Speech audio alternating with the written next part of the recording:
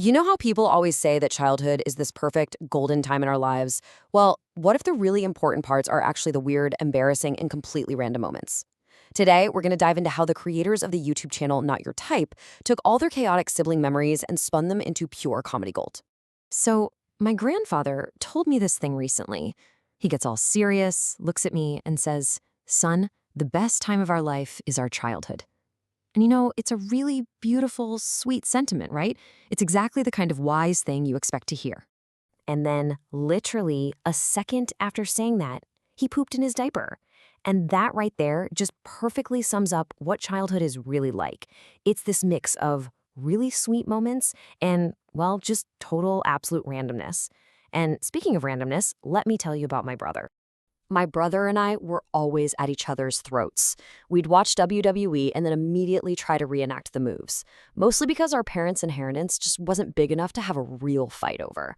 Our whole dynamic was, pretty classic. This slide, this basically breaks it all down. He was the quiet, bullied younger brother, and I, of course, was the older brother, so it was my job to bully him. I remember he told me once his big dream was to become a doctor. So what did I do? Well, I went out and bought him these super advanced medical textbooks to make his dream so difficult it would become a nightmare. Now, whenever we play any games, he only ever gets to be the sick patient. So this whole dynamic of ours really came to a head during this one incredibly dramatic day at his school, an incident I now refer to as the school crime scene. But seriously, can someone please explain this to me? Why is it that when the younger sibling has a little accident at school, it's the older brother they call? The humiliation of being pulled out of your own class. Oh, it's intense. So I get there, right? And I see my brother being escorted out of the bathroom, the crime scene, by two school assistants. He'd been caught, you could say, brown-handed.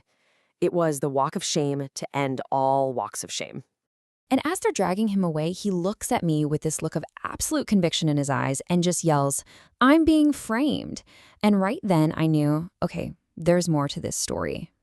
See, according to him, this wasn't just some simple accident. Oh, no, no, no. This was a full-blown conspiracy. We're talking high-level politicians, powerful gang leaders, maybe even the mafia.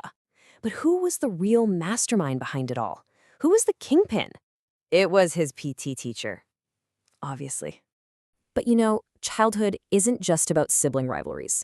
It's also about figuring out this world of really bizarre fears and what I can only describe as total scams.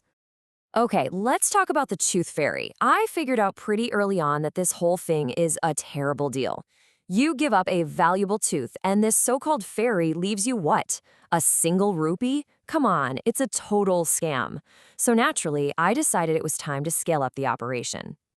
My logic was simple. If one tooth gets you 1 rupee, then a full set of 32 teeth has to be a gold mine. So I borrowed my grandma's dentures, stuck them under my pillow, and what do you know? I got 32 rupees. I was a business genius. Except there was one tiny detail I overlooked. The cost to get my grandmother a new set of dentures was 7,000 rupees. So my brilliant business venture ended up with a pretty massive loss, and I got in a lot of trouble. A tough early lesson in economics, let me tell you. And then you have the fears. I was absolutely terrified of ghosts, especially the ones from Indian folklore, the ones whose feet are on backwards. So one day, I see its footprints, and I'm thinking, okay, be logical. Just run in the opposite direction of where the toes are pointing, which led me straight to the ghost's front door.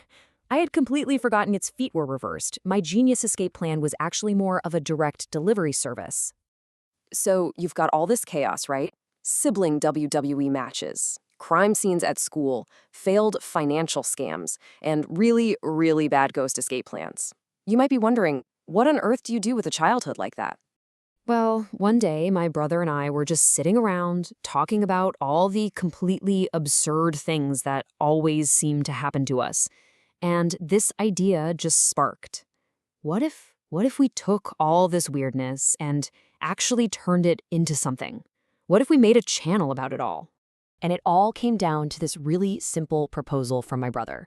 He just looked at me and said, "You do the talking and I'll do the animation."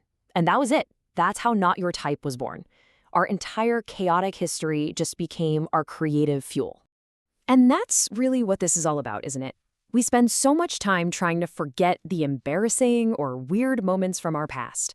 But what if those random, messy, seemingly small parts of your life, what if they aren't things you should hide? What if they're actually your greatest, most relatable story, just waiting for you to tell it?